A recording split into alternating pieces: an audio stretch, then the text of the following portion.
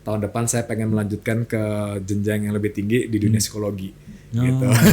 Berarti ada problem psikologi? Yes, anak-anak kita generasi sekarang itu komunikasi itu dari mentalnya, Prof. Psikologinya mereka yang perlu kita perbaiki. Apalagi mereka kan sekarang udah generasi instan ya. Punya metode di rumah, Prof. Saya sama istri punya metode namanya gula, Prof. Gitu. Gula. Nah, kalau profesor berpikir gula itu apa, Prof? Manis gitu kan. Udah langsung manis. Nah, kita lakukan itu. Jadi komunikasi ke anak. Halo sahabat weekend.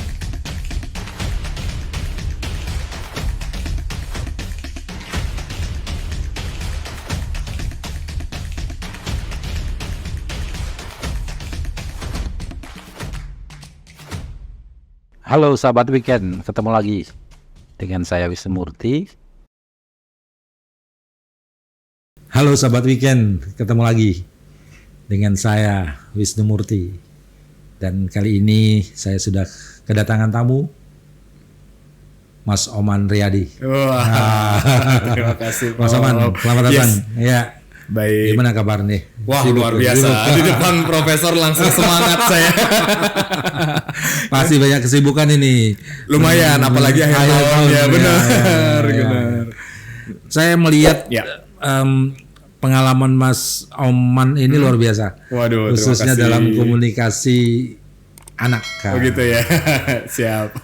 Gimana sehari-harinya Mas Oman ngapain sih? Iya. Terima kasih Prof sebelumnya karena akhirnya saya diundang di weekend podcast ini suatu kebanggaan dan kehormatan buat saya sendiri gitu.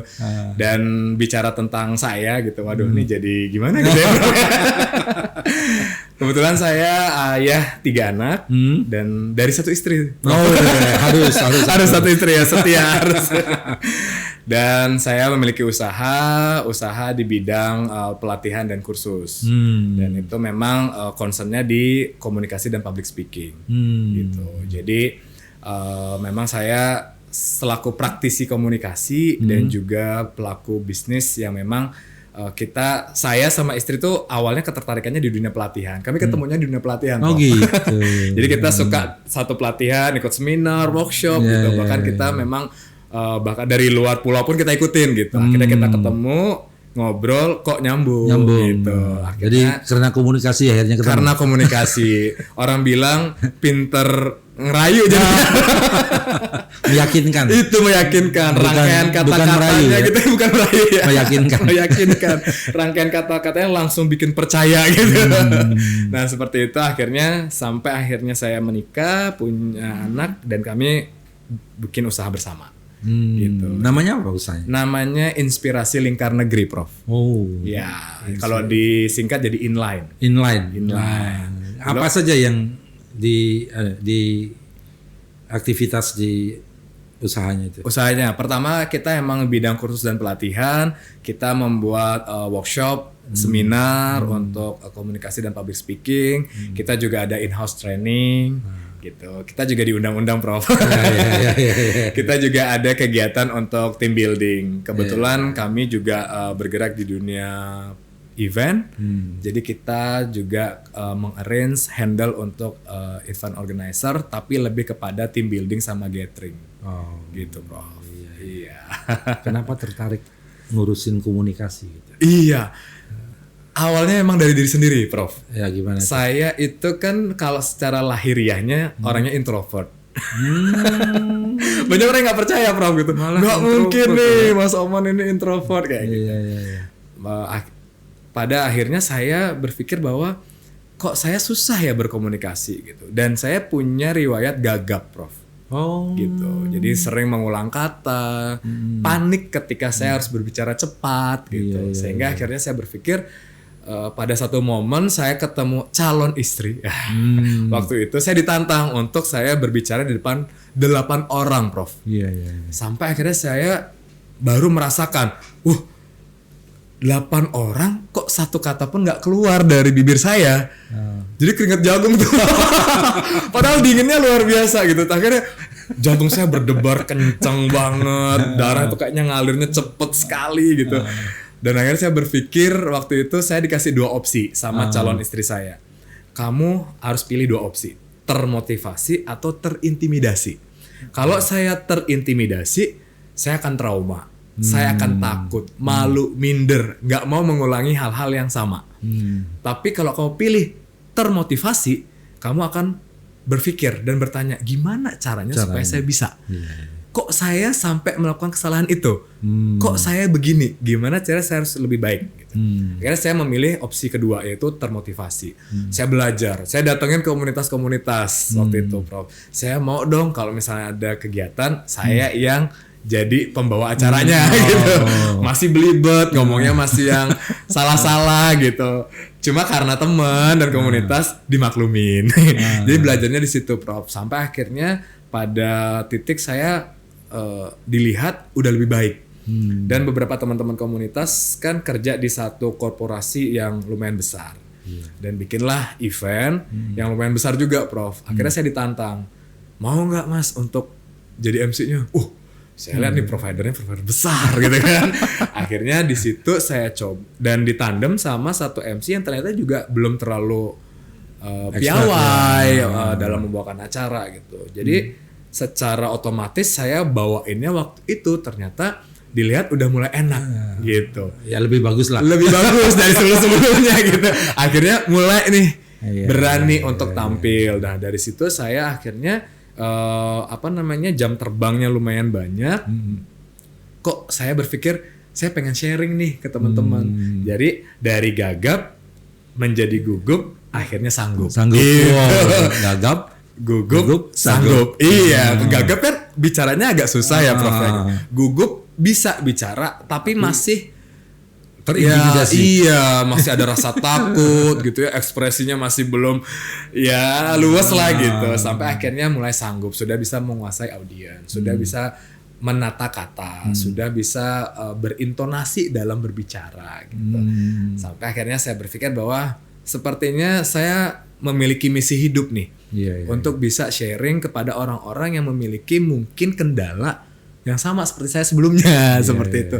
Karena akhirnya ketika saya masuk ke dunia pelatihan dan saya sharing ke teman-teman, bahkan saya sering diundang ke beberapa kampus, ke beberapa sekolah-sekolah, SMK, SMA terutama, mereka excited banget karena ketika saya bertanya kepada mereka, apa sih kendala adik-adik nih bicara di depan umum? Ternyata memang pertama mereka takut banget dikritik. Mereka takut salah. Mereka tidak percaya diri gitu, dan banyak hal lainnya yang dimana ternyata memang kalau kita data ya Prof ya gitu, kalau kita riset itu hampir lebih daripada 70% siswa itu takut berbicara di depan umum gitu, sehingga ini menjadi ketertarikan saya untuk saya bisa mengembangkan ataupun ingin bisa membuat para anak-anak muda nih khususnya di Bali itu harus berani lebih speak up gitu. Mereka berani berkomunikasi gitu.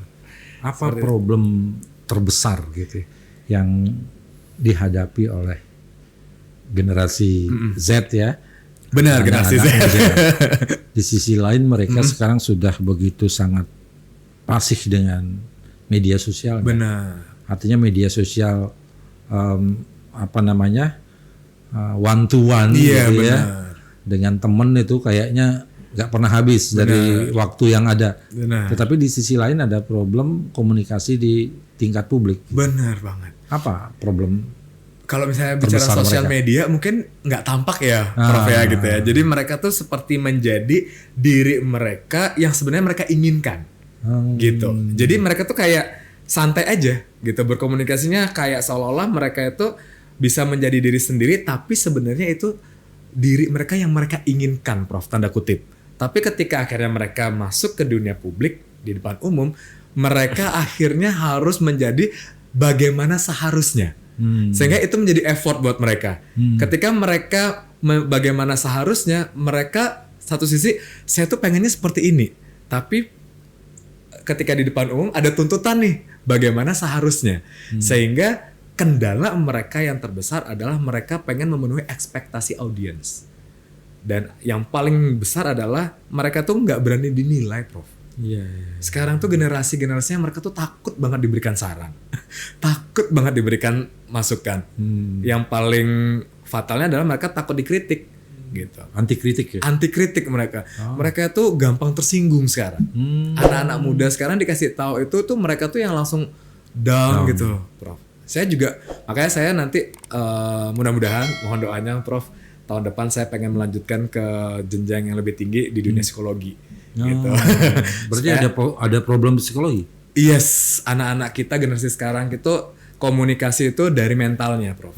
Psikologinya mereka yang perlu kita perbaiki. Apalagi mereka kan sekarang udah generasi instan ya, Prof ya. Generasi yang apa-apa tuh mereka tuh kayaknya pengen itu mudah gitu. Dan sekarang tuh yang lucunya kan generasi yang dikritik healing ya, Prof. Mereka dikritik healing, mereka dikomentari healing gitu.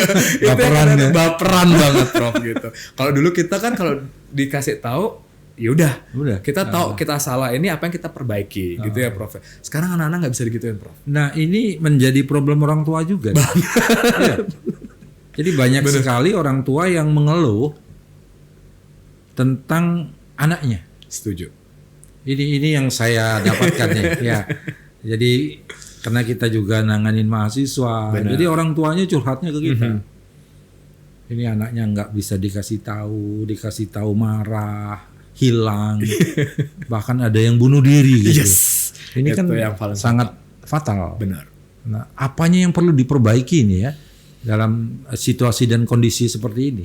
Nah, ini menarik pertanyaannya, Prof ya. Ini luar biasa agak berat ya, sahabat weekend. Karena saya sharing dari pengalaman ya, Prof gitu ya, dari apa yang saya pernah alamin dan saya pelajari gitu. Jadi sebenarnya ini ada dua hal yang berbeda, Prof, yang seharusnya kita harus lebih aware. Pertama adalah dari sisi anak. Kalau kita lihat dari sisi anak, kita nggak boleh langsung judgment, Prof. Seringkali kan kita kadang-kadang melihat si anak ini dia nih keras, nggak bisa kasih tahu, baperan, tiba-tiba hilang sampai akhirnya ngirim surat wasiat, gitu, menghilangkan dirinya di dunia ini. Itu kan yang paling menyedihkan sebenarnya, Prof ya gitu. Karena itu juga saya alamin di salah satu rekan saya gitu, yang saya juga kaget banget. Hanya gara-gara hal yang sebenarnya masih bisa dikomunikasikan, tapi lebih memilih mengakhiri hidupnya gitu. Itu yang sedih banget. Nah, kalau kita lihat dari sisi anak, setelah saya juga belajar dari beberapa expertnya, Prof gitu. Termasuk juga walaupun anak saya yang pertama masih 8 tahun gitu, cuma anak sekarang kalau nggak dibentuk dari golden age-nya itu yang fatal nanti akibatnya ke depannya, Prof gitu. Sampai akhirnya saya lihat bahwa si anak ini sebenarnya bukan karakternya dari dia yang seperti itu yang ditunjukkan sebenarnya. Dia cuma pengen perhatian, Prof. Orang tua dia mungkin dari lingkungan luar dia mendapatkan dia menjadi dirinya. Gitu. Nah, dari lingkungan dalamnya ini, makanya saya bilang ini dua hal yang berbeda nih. Kalau misalnya si anak minta kita adaptasi dengan diri kita juga harus adaptasi nih sama si anak nih, gitu. Makanya kalau kita bicara tentang anak, anak ini keras, kenapa ya? Kan ada the big why-nya, Prof. Sehingga kita lebih gampang untuk bagaimananya, gitu. Kita harus cari tahu nih kenapa anak ini keras, kenapa anak ini baperan, kenapa anak ini begini. Seringkali kita tuh dari versinya kita, kayaknya anak ini harusnya anak ini begini. Wadah, kita listing nih judge ke anaknya gitu. Padahal sebenarnya kalau komunikasi efektif kepada anak, kita harus lebih banyak yang mendengarkan. Dulu mungkin orang tua yang harus didengar ya, Prof ya. Dunia udah beda sekarang, Prof. Sekarang anak saya yang kalau udah pulang sekolah itu cerita, ya. Habis itu kalau dia misalnya saya pulang kerja itu cerita, gitu. Dan kita harus dengerin, sehingga anak ini muncul nilai bahwa dia mendapatkan perhatian di keluarganya. Kerasnya dia bisa jadi nggak didengar, Prof. Iya. Gitu. Baperannya dia bisa jadi dia kurang butuh perhatian. Iya. Gitu. Bisa jadi dia menghilang itu karena dia mendapatkan hal lainnya di tempat lain. Jadi mungkin di rumah dia merasa neraka gitu. Bener banget. Cari surga. Harusnya rumah itu surga gitu. Jadi kok jadi nggak surga gitu ya. Bahayanya di situ, Prof. Makanya saya sebagai orang tua juga mengajak untuk sahabat weekend yang menjadi orang tua, kita harus adaptasi sama perubahan zaman sekarang gitu. Salah satunya kita harus fleksibel jadi orang tua gitu. Yang berubah ini berarti siapa gitu? Yes. Kalau menurut saya ya, mohon maaf ya Prof ya, koreksi kalau saya salah gitu. Karena buat saya ikan busuk itu dari kepalanya. Iya, bukan dari badannya. Jadi kalau kita merasa bahwa ikan ini harus bergeraknya baik dan dia harus hidupnya sehat, ya kepalanya harus sehat dulu, Prof. Nah, kalau kita dalam keluarga, kepala keluarga nih yang harus sehat dulu gitu. Kalau kadang-kadang kan kita namanya kalau di dunia parenting itu ada namanya utang pengasuhan ya. Iya. Prof ya. Jadi bisa jadi nih kita nggak dapat perhatian dari orang tua kita. Dulu. Kita lah yang dulu kita lakukan itu ke anak hal yang sama, sehingga utang pengasuhannya yang kita pengen dapetin itu kita salah ngasihnya ke anak gitu. Jadi balas dendamnya salah. Kayak balas dendam jadinya, Bro. Itu saya sadari, saya akui saya pernah melakukan hal yang sama gitu. Karena kok jadi anaknya jadi begini ya. Oh iya, ini generasi alpha nih. Udah beda nih. Generasi 2010, anak saya lahir 2015. Udah beda lagi. Artinya gitu. Sebagai orang tua kita juga harus belajar. Memahami perubahan. Bener, Bro. Kalau nggak gitu anak kita akhirnya kita didik dengan cara kita, tapi akhirnya dia jadi mentalnya yang nggak kebentuk gitu. Makanya saya bilang, mental orang tua nih saya belajar lagi berubah nih kayak gimana. Berubah bukan berarti kita menjadi yang lembek gitu, enggak. Tegas tapi tegasnya lembut. Prof gitu. Jadi nggak tegas yang galak. Karena kalau dulu saya coba lakukan ke anak komunikasi agak tegas gitu ya. Bagi mereka itu ngegas, Bro. Beda ya. Kalau dulu kan kita galak satu, mereka galaknya lebih banyak. Papa nih lo gitu. Ih, papa sih ngasih taunya ngegas. Kok ngegas gitu, padahal maksud kita tegas. Jadi tegas yang lembut itu kita harus belajar lagi komunikasi supaya gimana ke anak gitu. Bahkan harus dua arah sekarang komunikasinya. Bahkan kita ketika anak ini kita berkomunikasi, kita harus menyamakan posisi, gitu. Si anak itu kalau ketika kita anak berdiri ini kita ikutan berdiri, anak kan begini nanti Prof lihatnya. Terus kita ngasih taunya padahal maksudnya nggak galak gitu. Tapi karena posisinya kita tinggi, jadi anak itu udah ngerasa bahwa oke, lu lebih tinggi sama gua gitu. Papa lebih tinggi, jadi ngerasa kayak gimana. Jadi kita harus yang menyamakan posisi. Homopili namanya. Iya, benar. Gimana kita mensejajarkan. Benar, Prof. Gitu. Jadi sekarang harus jadikan anak teman. Teman. Kalau nggak gitu mereka akan lari. Kita tuh musuh gitu. Ada papa pergi. Ada mama pergi gitu, bahaya. Kalau sekarang kan kita harus bikin usus ibu datang. Bukan senang. Iya, bukannya senang tapi malah adik-adiknya kasih tahu, "Mama papa datang, ayo kita pergi." Ya syukurnya ya Prof ya gitu. Bahkan tetangga-tetangga itu juga sempat nanya gitu. Ketika saya datang pulang kerja gitu ataupun ibunya juga lagi pulang dari mana gitu, kita tuh disambut itu kayak mereka itu menyambut sebuah kejutan apa gitu, Bro. Mama pulang, papa pulang gitu. Walaupun ujung-ujungnya ada something, Prof. Bawa apa papa gitu. Ya tapi setidaknya kita mendapatkan perhatian yang sesuatu yang beda gitu. Kalau misalnya kita dilihat di anak-anak tetangga mungkin agak beda ya, Prof ya gitu. Biasa aja ketika orang tuanya pulang gitu. Tapi anak-anak kita bahkan ketika kita pergi belum kita salaman sama orangnya atau nggak kita peluk dan cium, itu mereka itu kesel. Papa kok nggak salim? Papa kok nggak cium adik, nggak cium kakak? Gitu.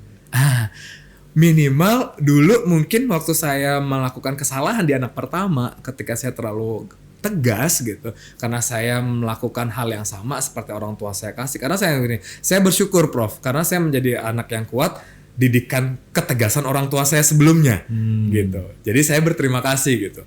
Ketika saya salah dikasih tahu salah, kamu salah begini gini, tapi mindset saya adalah oke, saya salah, apa yang perlu saya lakukan gitu. Tapi sekarang anak-anak nggak bisa digituin.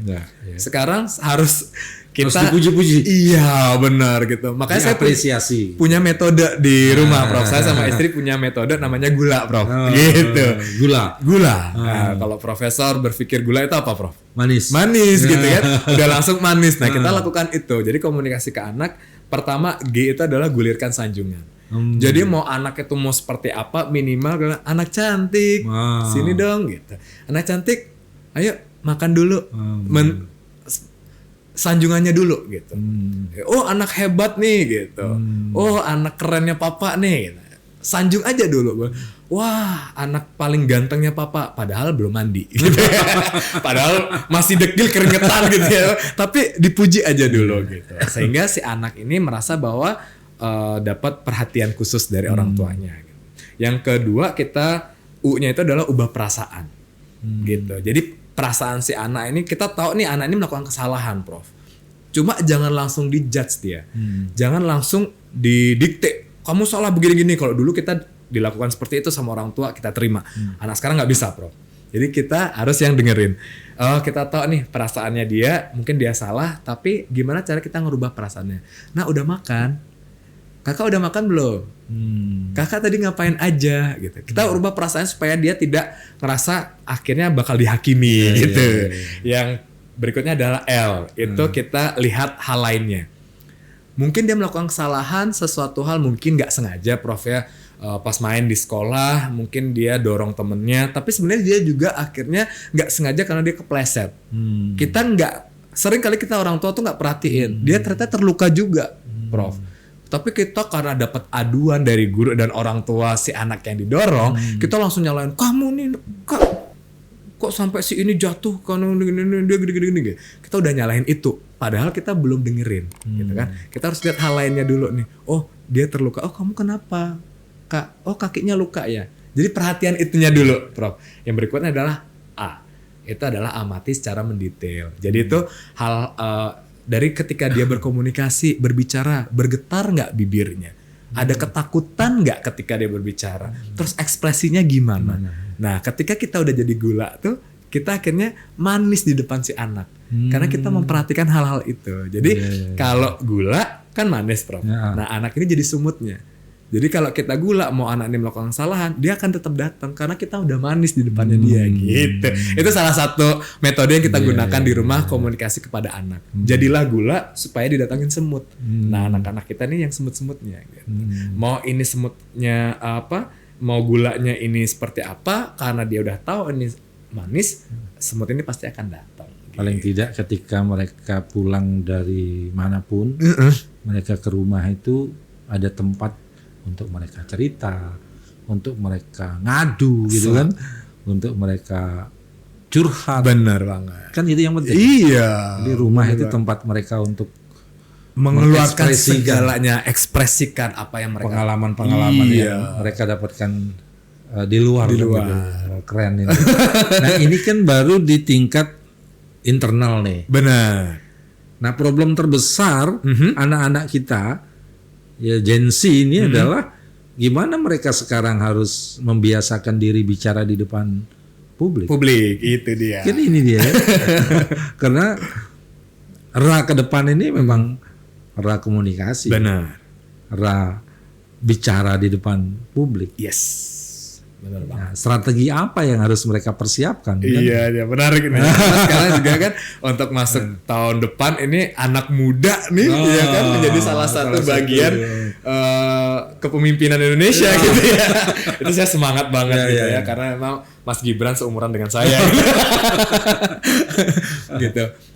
Jadi menariknya adalah begini, Prof. Ketika kita bicara tentang anak muda harus speak up di depan umum. Gitu. Strategi apa yang kita perlu lakukan? Pertama adalah harus mengubah mindsetnya, gitu. Jadi kalau saya dulu itu, Prof, ketika saya sharing itu saya menggunakan learning curve atau kurva pembelajaran. Jadi kurva pembelajaran level pertama kita tuh kan komentator ya, Prof ya. Kalau saya menggunakan analogi naik sepeda. Jadi orang kalau anak saya gunakan ke anak saya juga. Anak saya waktu belum bisa naik sepeda, dia selalu bilang, wah tetangganya jatuh, temennya jatuh, oh jatuh gitu aja nggak bisa. Nah, dia itu kan level pertama, dia nggak sadar dia nggak bisa, Prof. Karena dia mengomentari aja.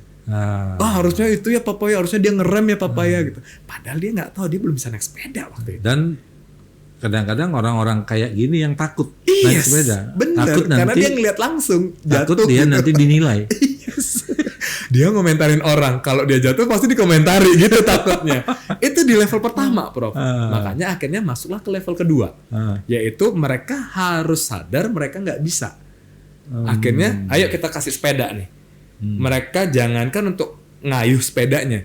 Mereka untuk bisa berdiri di atas sepedanya seimbang aja. Mereka baru sadar, oh iya ya, papa ternyata naik sepeda nggak gampang ya. Nah, yang penting kakak udah sadar nih bahwa sudah masuk ke kurva berikutnya. Sadar tidak bisa. Kakak harus masuk yang berikutnya lagi, yaitu level ketiga. Ya, gimana caranya supaya kakak sadar bisa belajar? Jadi ayo belajar. Awalnya mungkin nggak bisa sendiri, kita dampingin, Prof. Gitu. Dalam dunia komunikasi pun begitu. Gitu. Jadi awalnya mereka melihat nih. Ketika mereka jadi audience, mereka kayak mau komentari orang, dia salah ngomong dia tuh, oh dia tuh gini-gini. Mereka nggak sadar mereka nggak bisa. Ketika mereka kayak disuruh di depan podium gitu ya, ataupun di depan panggung gitu, mereka kayak sadar, oh no gitu ya. Ternyata Kan kita sering berseloroh nih. iya. Selorohnya begini. Apa itu, Prof?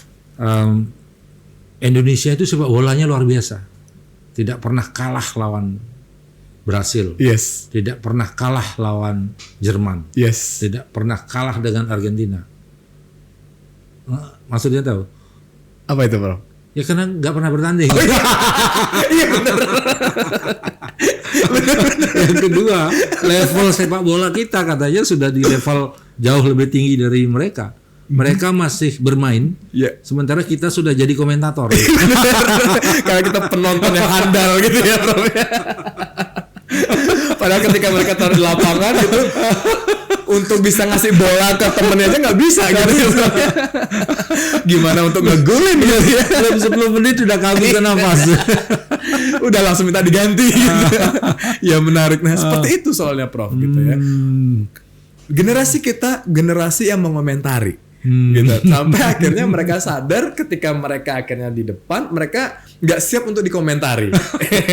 Nah makanya berikutnya adalah mereka harus sadar dulu nih, mereka harus belajar. Gimana caranya belajar? Change mindsetnya dulu. Oke, saya mau belajar. Minimal saya tahu teori-teorinya dulu. Dalam dunia komunikasi itu apa yang perlu dipelajarin? Oh, seperti kemarin saya sempat mengatakan bahwa ada 3 bagan komunikasi.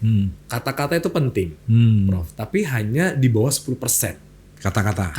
Kata-kata itu boleh salah, tapi jangan banyak. Gitu. Karena Maksud kata-kata itu apa? Kalimat atau? Kalimat, ucapan. Gitu. Dalam dunia komunikasi. Itu di bawah yang bisa mempengaruhi audiens itu hanya di bawah 10%, Prof. 10%. Di bawahnya. Yang berikutnya yang paling penting adalah voice atau tone-nya, suaranya, tekanannya. Itu di atas 30%. Maksud tekanan gimana? Dalam bersuara, Prof. Misalnya kita kata-kata nih, Bapak Ibu para hadirin sekalian, gitu. Kata-katanya ada keplingset sedikit ya, gitu ya, Prof. Ya. Tapi suaranya, tone-nya, intonasinya enak didengar. bagus, enak jadinya. Bapak Ibu para hadirin yang kami hormati. Tadi kan sempat ada salah tuh. Tapi ada suara dan intonasi yang kayaknya enak untuk didengar. Sehingga ada kata yang salah itu bisa diperbaiki gitu. Nah, tapi yang jauh lebih krusialnya adalah body language. Iya, adalah bagaimana mengkomunikasikan kata-kata dan suara dalam bahasa tubuh, Prof. Gitu. Jadi ini ketika suaranya udah bagus, kata-katanya udah bagus, bahasa tubuhnya ternyata membuat orang kayaknya orang ini nggak percaya diri deh gitu. Oh orang ini kayaknya, jadi padahal kata-katanya udah bagus, iya. Antara apa yang dibicarakan dengan bahasa tubuhnya. Jadi Itu. kalau orang Bali bilang itu metaksu. Metaksu gitu. Taksu itu artinya apa yang dia pikirkan dia ucapkan, apa yang dia ucapkan dia tunjukkan juga dibantu dengan tindakannya. Iya. Biasanya penari kan? Yes, benar. Penari, kemudian orang yang lagi baca apa itu nyanyian-nyanyian suci gitu kan? Itu kan ada intonasi. Benar. Itu mungkin ya. Benar gitu. Jadi semuanya itu menjadi satu kesatuan, Prof. Nggak bisa dilepas. Jadi ketika bicara komunikasi itu tidak saja kata-kata artinya. Tidak hanya kata-kata.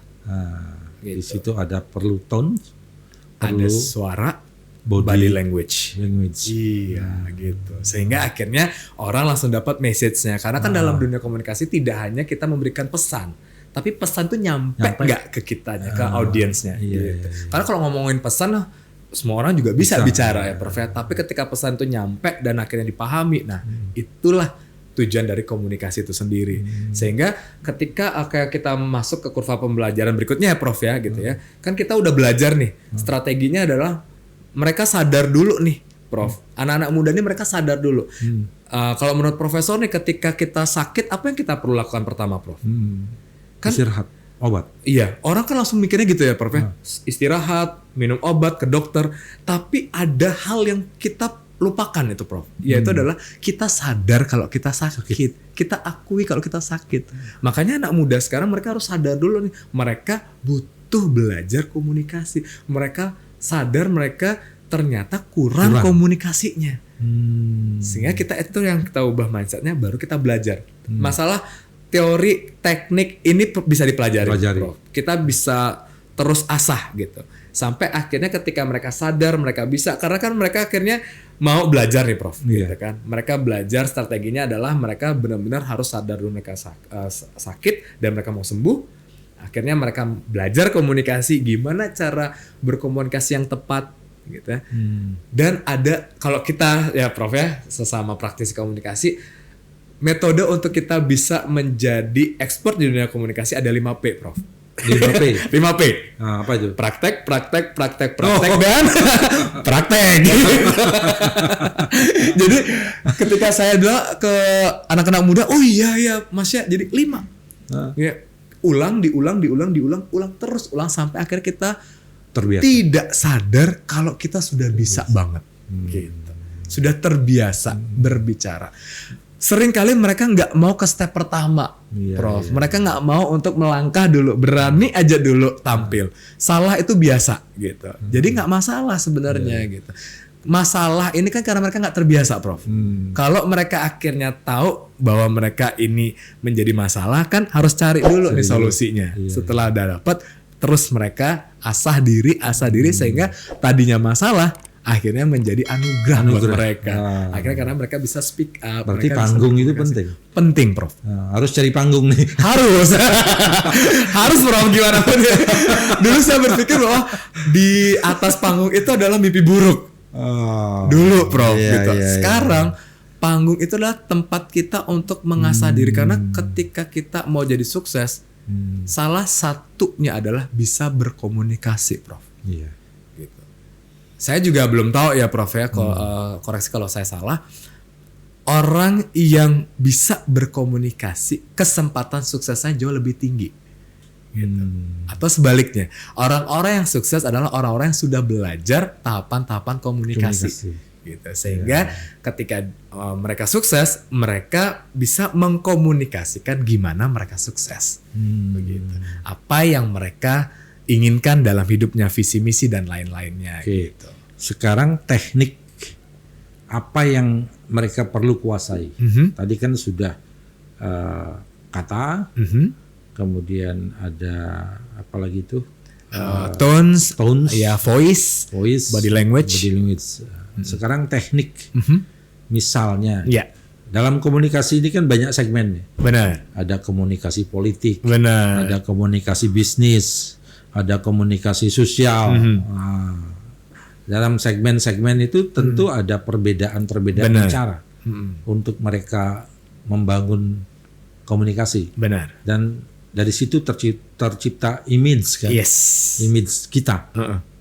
Lalu apa yang harus dilakukan agar itu terbentuk? Gitu? Ya. Yang paling penting adalah kalau kita bicara tentang kita berbicara di depan umum ya, Prof. Yang nggak boleh kita lewatkan adalah persiapan. Nah,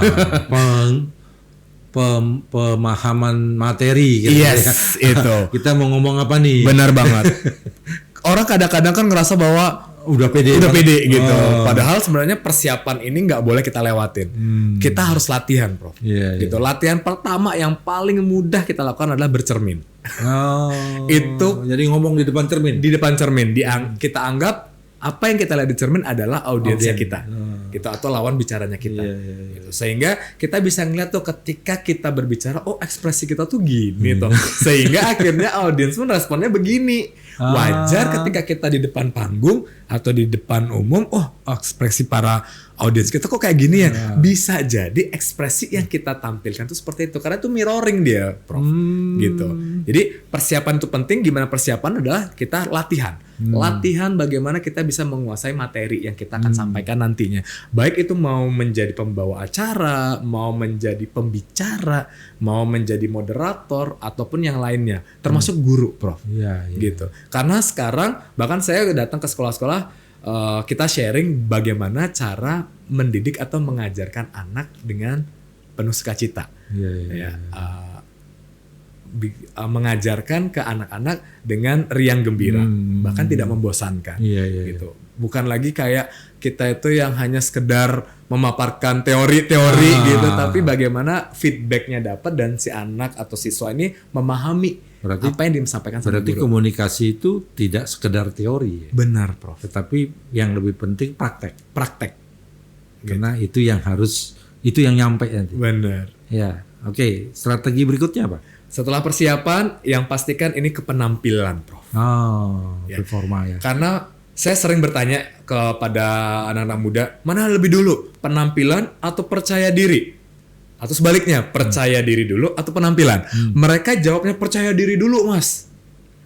Baru penampilan. Nah, di dunia komunikasi ataupun dalam dunia profesional, nggak bisa seperti itu. Yang pertama adalah penampilan dulu, baru kita percaya diri. Karena kalau kitanya udah good looking, kalau kitanya sudah penampilannya sudah enak dilihat, percaya dirinya kita tumbuh, pasti akan lebih tinggi, Prof. Kepercayaan diri kita akan meningkat, gitu. Itu yang terjadi, gitu. Itu saya bandingin waktu itu ketika saya minta maju salah satu audiens, yang satu emang penampilannya menarik, yang satu biasa aja. Saya suruh pilih audiens mana yang paling oke. Dipilih, gitu. Kalau mau berbicara depan teman-teman sekalian, saya bilang gitu. Yang dipilih adalah yang berpenampilan menarik. Padahal keduanya belum mengucapkan satu kata pun gitu. Itu ya hebatnya gitu. Jadi penampilan dulu nih. Kesan pertama. Karena first impression tuh penting. Gitu, Prof. Jadi jangan sampai, kan orang bilang kan kesan pertama harus menggoda gitu ya. Setelah itu terserah kita gitu. Iya, yang penting kesan pertama dulu, Prof, gitu. Jadi penampilannya udah menarik, kepercayaan diri kita meningkat, baru kita ke berikutnya gitu. Baru kita ke komunikasinya gitu. Karena Materi ya. ke materinya gitu. Nah, materinya seperti apa caranya, ini perlu belajar, Prof. Karena di dalam komunikasi kan di voice itu atau tones itu nanti ada namanya, kita sub-subnya lagi. Ada intonasi, ada artikulasi, ada aksentuasi. Gitu, Prof. Ada speed nanti. Ya, ketika bercerita tentang kesedihan, ya jangan ketawa-ketawa. Bener. Wah, masa bicara saya sedih sekali loh, gitu kan nggak gitu ya. Kok ekspresinya jadi nggak sama gitu ya. Kok apa yang disampaikan kok jadi nggak sinkron gitu. Nah makanya kalau saya selalu bilang ke siapapun itu, ketika berkomunikasi kita harus mampu membangun koneksi. Gitu. Karena ketika kita berkomunikasi tidak terbangunnya koneksi, nah ini yang perlu kita asah. Sehingga ketika kita berbicara dan akhirnya bisa terjalinnya koneksi satu sama lainnya, nah inilah namanya komunikasi. Gitu. Jadi audiens ketemu dia ya. Ketemu. Kalau sekarang dunia komunikasi itu harus dua arah, Prof. Jangan kalau satu arah itu, termasuk juga kepada anak ya, orang tua ke anak. Ketika kita sama audiens pun paling asik adalah dua arah. Ini yang sering juga kita alami ya, Mas Oman ya. Ya, apa itu, Prof? Ada orang ketika bicara di depan 1.000 orang lah gitu ya, atau 200 orang. Gitu. Orang bicara tapi audiensnya ribut. Ya, cerita masing-masing. Tetapi ada juga orang ketika tampil di depan 1.000 orang, baru dia ngomong, orang pada langsung diam. Langsung memperhatikan gitu ya, Prof. Gitu. Apa itu kok bisa terjadi gitu? Iya, karena powerful openingnya keren. Oh gitu ya? Iya, karena kita nanti di dunia komunikasi itu ada namanya opening closing. Prof. Karena dalam dunia komunikasi, baik itu mau jadi MC, moderator, pembicara, ya narasumber gitu, ataupun menjadi pengajar ya Prof ya. Opening closing nggak boleh salah Prof. Kalau di inti Di dalam? pesan di dalam salah-salah sedikit wajar kan, kita kan dalam berkomunikasi pasti ada lah salah kata gitu kan, atau salah ekspresi sedikit gitu, atau beberapa tindakan mungkin yang kita mungkin nggak sengaja dan lain halnya, sangat dipahami. Tapi di opening closing jangan sampai kita ada salah Prof. Karena sering kali ketika kita openingnya salah Prof, itu udah langsung dinilai tuh ke belakang udah langsung ya salah gitu. Opening isian udah bagus, tiba-tiba kita tutupnya dengan cara yang orang langsungnya hilang langsung mereka nggak dapetin poinnya. Makanya persiapan opening closing ini penting Prof. Jadi kenapa orang tuh langsung terkesima ketika akhirnya bisa melihat orang berbicara di depan orang banyak gitu, karena mereka udah mempersiapkan bagaimana mereka membuka acaranya. Nanti ada teknik Prof. Ada tekniknya itu? Banyak. Ada namanya kita teknik cerita. Ada pantun yang biasa kita bawa ya. Pantun juga bahaya kalau kita terbiasa berpantun Prof. Karena ketika kita berpantun salah nanti caranya kita orang langsung ya gitu. Makanya hati-hati, walaupun kan menteri kita sekarang Bapak Sandiaga Uno selalu mengajak kita untuk menyarankan ketika kita buka acara ayo sering-sering berpantun. Karena itu menjadi warisan kita juga, salah satu warisan yang membuat kita dalam berkomunikasi itu menjadi menarik gitu. Itu salah satunya pantun. Ada nanti teknik teknik jeda Prof. Jadi gimana ketika ribut semuanya nih, terus kita tiba-tiba diem aja, kita memberikan senyuman. Itu teknik Prof. Jadi orang kok diem aja dia ya gitu. Mandang. Yes, kita memandang kanan, kiri, ke depan gitu kan. Audiens pada bingung kok nggak bicara-bicara nih. Orangnya ada apa? Itu sebenarnya teknik. Gitu. Tapi jangan diem, kita malah diemnya cemberut ya. Diemnya harus kita tetap senyum gitu ya. Nanti ada juga teknik-teknik yang lain, Prof. Jadi kita langsung memberikan pertanyaan biasanya, gitu. Jadi minimal 1 pertanyaan, maksimal 3 pertanyaan, gitu. Itu untuk memahami bahwa kita mengambil energinya para audiens atau atensinya.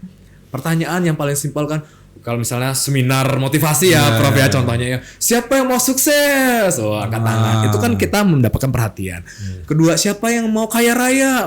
Angkat tangan. Siapa yang mau nanti tuanya sukses kaya raya gitu, bisa keliling dunia gitu, angkat tangan gitu. Akhirnya kita berada di tempat yang tepat, di waktu yang tepat, bersama orang-orang yang tepat, yaitu anda semua. Kita berikan tepuk tangan untuk anda semua gitu. Itu udah perhatian. Jadi mereka kita berikan apresiasi. Kenapa mereka tepat ada di sana? Kenapa mereka harus fokus konsentrasi mendengarkan kita gitu. Dari pertanyaan itu gitu. Nanti ada teknik yang lainnya, teknik bayangkan bagaimana gitu. Oke Bapak Ibu, sebelum kita mulai gitu, boleh kita bayangkan bagaimana seandainya bla bla bla bla. Jadi mereka akan ngebayangin juga Prof. Itu teknik untuk kita mendapatkan perhatian. Setelah itu baru, tapi jangan sampai teknik openingnya udah bagus, terus isiannya ternyata nggak benar. Itu juga bahaya, makanya persiapan itu penting. Nah di closing pun sama, kurang lebihnya sama. Biasanya nanti ada tutup dengan story. Misalnya kalau saya paling sering menutup acara itu pasti menggunakan cerita Prof. Gitu. Saya sesuaikan ceritanya apa. Saya buka itu biasa pas lewat pertanyaan gitu. Dan banyak hal lainnya Prof gitu yang kita bisa gunakan. Sekarang coba tutup gitu ya, asik. Ini sering boleh saya menggunakan kemarin Prof ya. Karena ini saya senang sekali cerita ini, bahkan anak saya hafal cerita ini gitu. Buat saya ini menjadi message, cerita yang mungkin cerita ini biasa, tapi ketika saya bawa ke banyak hal, ke banyak tempat, ke banyak orang, setiap orang itu walaupun udah dapat 2-3 kali cerita saya, ternyata jadi teringat, jadi refresh bahwa ini perlu saya aplikasikan dalam keseharian saya gitu. Izin ya Prof ya. Oke. Saya lihat kesini nih ceritanya. Oke, baik.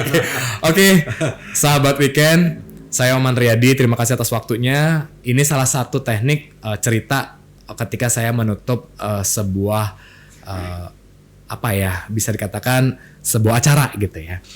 Jadi saya menggunakan cerita yang saya bilang adalah butterfly story. Pada zaman dahulu ada sosok kakek tua yang begitu terkenal seantero negeri. Beliau terkenal karena kecerdasannya, kebijaksanaannya, kehebatannya.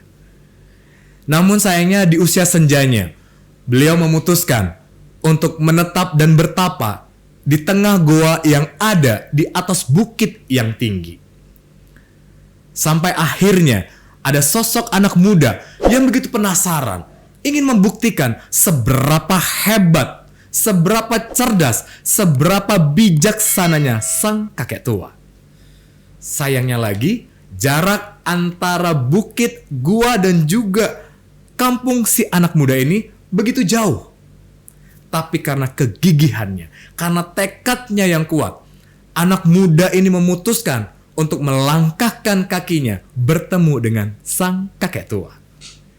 Hari demi hari, bulan demi bulan, tahun demi tahun, segala rintangan dilewati, dari terik, panas, hujan, badai, lapar, dahaga, jatuh bangun, hutan belantara, rawa-rawa, hewan-hewan yang buas.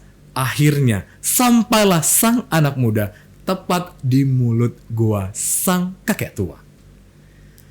Anak muda ini dengan gagah berani berteriak, "Hai kakek tua, keluarlah kau. Aku telah sampai di depan guamu." Kakek tua ini terkaget. Akhirnya ia memutuskan untuk keluar menemui sang anak muda. "Hai anak muda, selamat datang. Dan aku yakin kau telah melewati segala rintangan yang ada untuk sampai ke depan guaku. Selamat untukmu. Anak muda, apa yang bisa kubantu untukmu?" tanya sang kakek tua. Masih dengan gagah beraninya, anak muda ini bertanya, "Hai kakek tua, aku ingin membuktikan seberapa hebat dirimu, seberapa cerdas dan seberapa bijaksananya dirimu. Apakah kupu-kupu yang ada di belakang tanganku dalam keadaan mati atau dalam keadaan hidup?" Kakek tua ini berpikir sejenak. Akhirnya ia menjawab, "Hai anak muda, apabila aku mengatakan kupu-kupu itu dalam keadaan hidup, maka kau dengan mudahnya meremas-remas tanganmu dan membuktikan padaku kupu-kupu itu mati. Aku salah. Begitupun sebaliknya, apabila aku mengatakan kupu-kupu itu dalam keadaan hidup, maka kau dengan mudahnya membuka tanganmu dan membiarkan kupu-kupu itu terbang. Aku pun salah. Jadi, anak muda, nasib kupu-kupu ada di tanganmu." Sahabat Weekend, mungkin saya sudah sampai di sini sharing mengenai komunikasi bersama sahabat Weekend sekalian. Tapi apa yang saya sharingkan, apa yang saya sampaikan, akan sahabat Weekend remas-remas lalu buang begitu saja, ada di tangan sahabat Weekend. Atau sebaliknya, akan sahabat Weekend gunakan, aplikasikan, sehingga sahabat Weekend bisa berkomunikasi dan akhirnya menjadi expert di dunia public speaking, ada juga di tangan sahabat Weekend. Jadi nasib dan masa depan sahabat Weekend ada di tangan sahabat Weekend. Saya Oman Riyadi, udah pamit. Selamat pagi. Gitu kalau pagi ya. Gitu. Masih agak keblingsat ini ya. Tapi keren. Karena ditantang langsung kok gitu. Oke, Itu terima salah kasih satu. Mas Oman. Sama-sama, Ya, Prof. pengalaman yang luar biasa. Dan kita berharap anak-anak muda kita semangat. Pastinya. Dan berproses. Pastinya. Semua tergantung kita. Benar. Sesuai dengan cerita kupu-kupu tadi. Oke. Iya. Terima kasih sahabat Weekend. Terima Kita kasih. jumpa lagi dalam tema yang lain. Bye-bye. Bye.